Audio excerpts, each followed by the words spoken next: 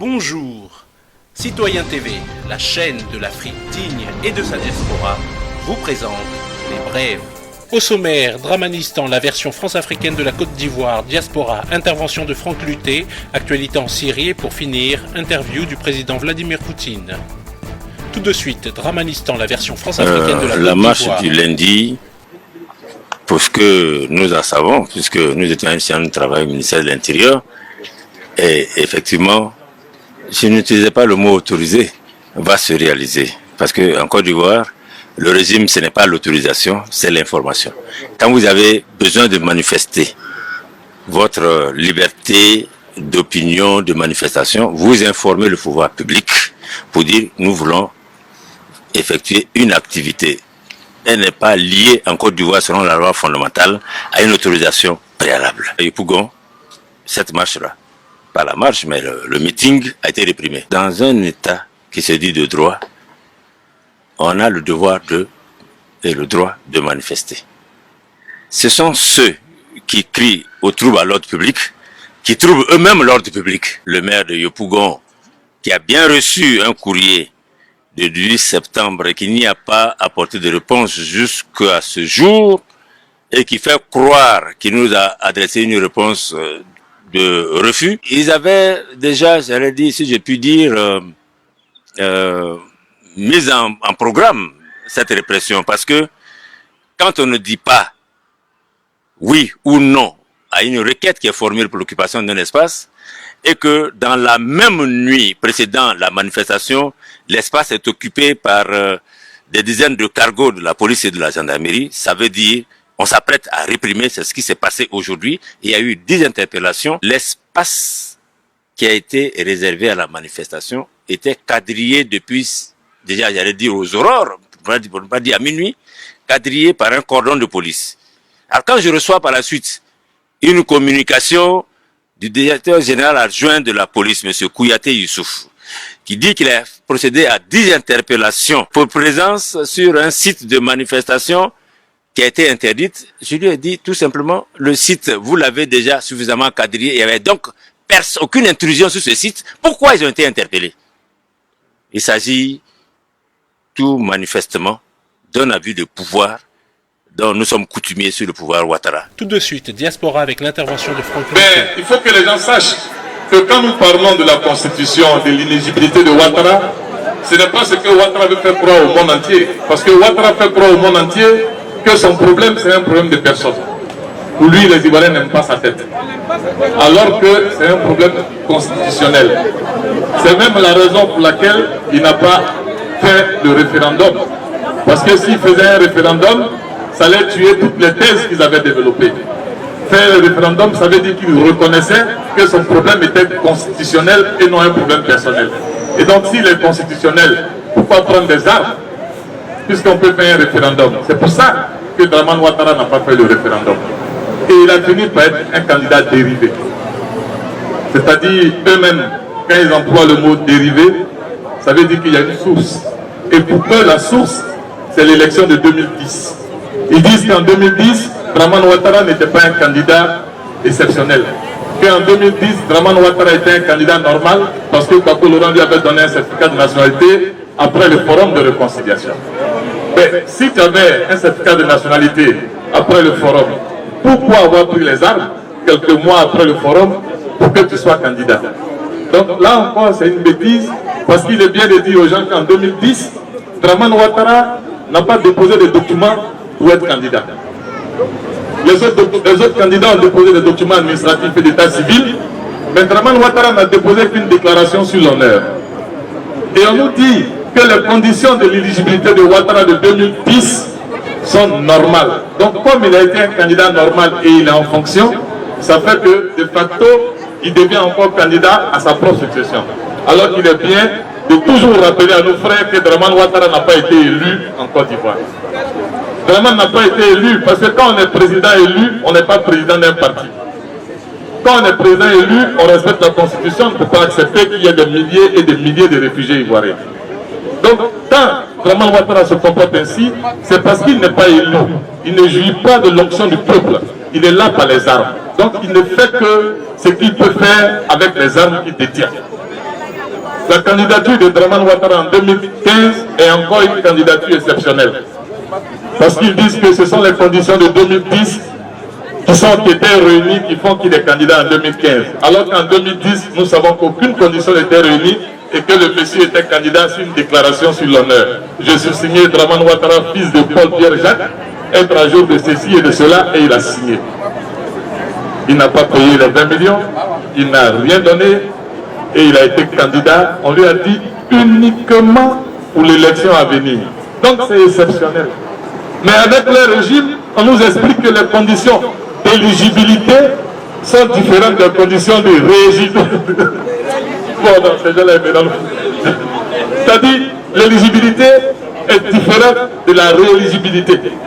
Alors qu'il s'agit de la même chose, la même élection, l'élection présidentielle. À chaque 5 ans, on présente un nouveau candidat, un nouveau programme. Pourquoi on peut dire que ce qu'on a fait quand on était élu, quand on doit être réélu, on ne fait plus la même chose. Voici la dérivée de Draman Ouattara. C'est pour ça que ça n'a pas de sens. Et je salue le professeur agrégé Albert Bougie, qui a dit que c'était du barbarisme juridique. C'est vrai que ça existe en droit, mais je ne sais pas si en droit constitutionnel ça existe. Parce que les gens comme les Bougie sont quand même des professeurs agrégés en droit constitutionnel. Quand ils disent que ça, ce n'est plus du droit, mais c'est du barbarisme juridique, assis sur une décision politique. Tout de suite, actualité en Syrie. Le président Assad promulgue un décret législatif stipulant une augmentation de 2500 livres syriennes sur les salaires mensuellement. Élimination de dizaines de terroristes et destruction de leurs caches dans des opérations spécifiques de l'armée.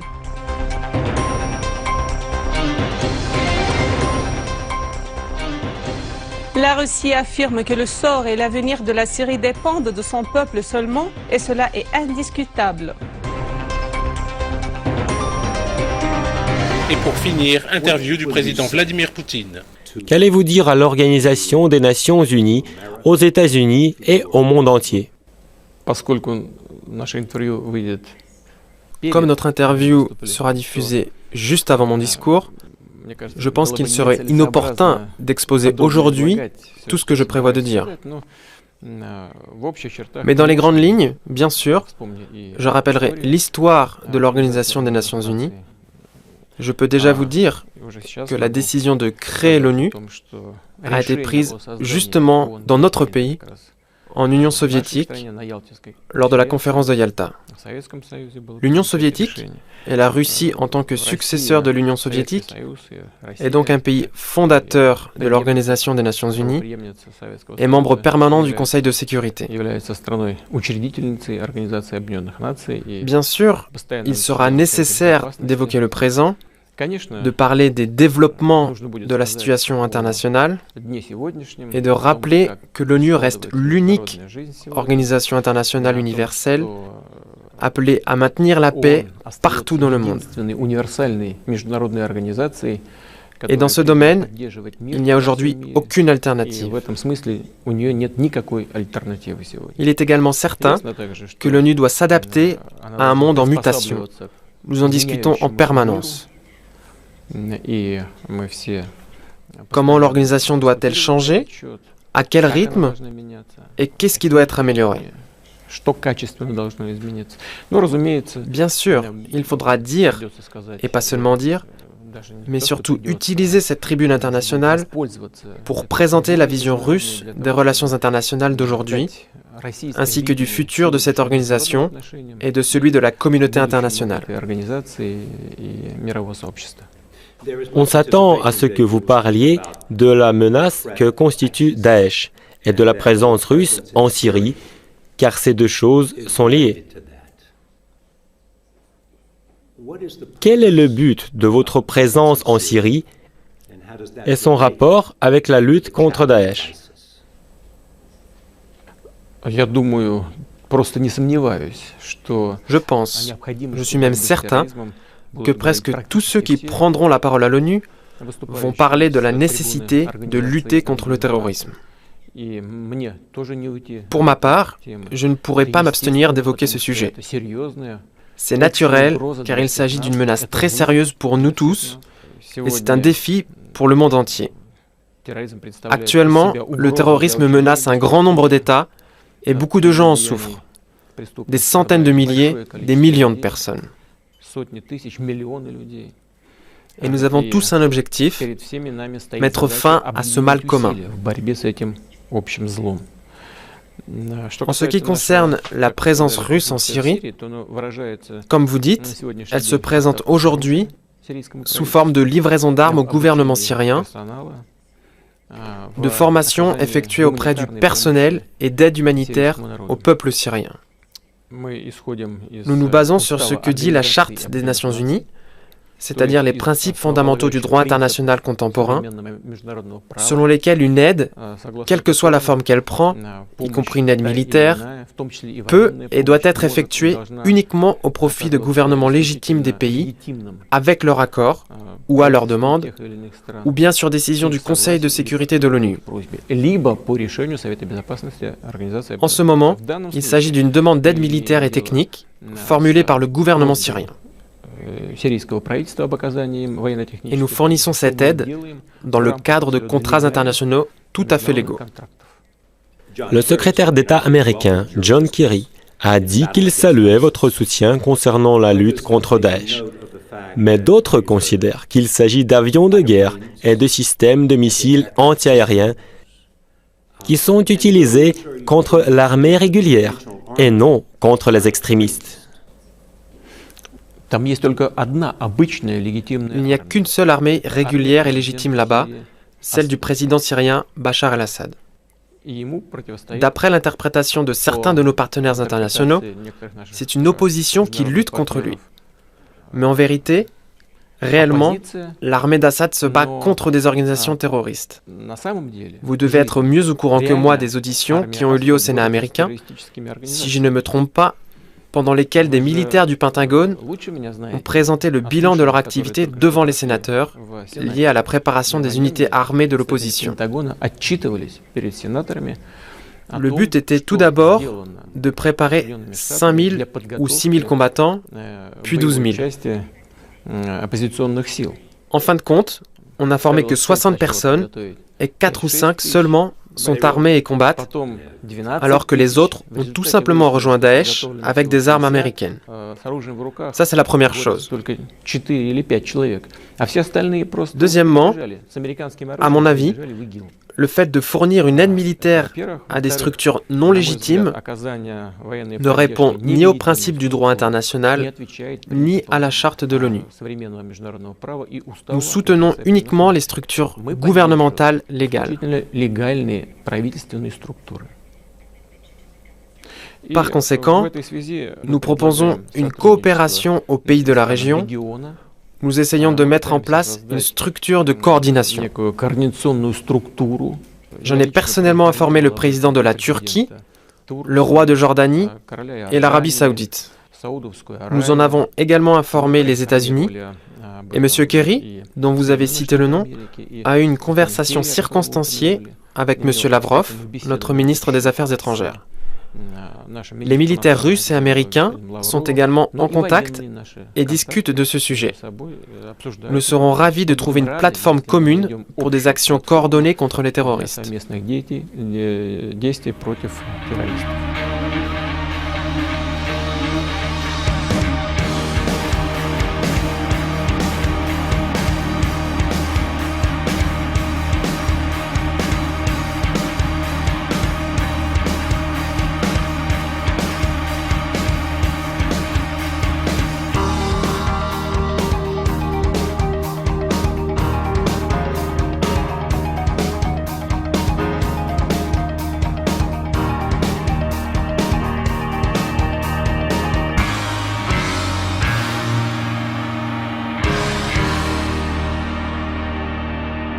Citoyen TV, la chaîne de l'Afrique digne et de sa diaspora, vous a présenté Les Brèves.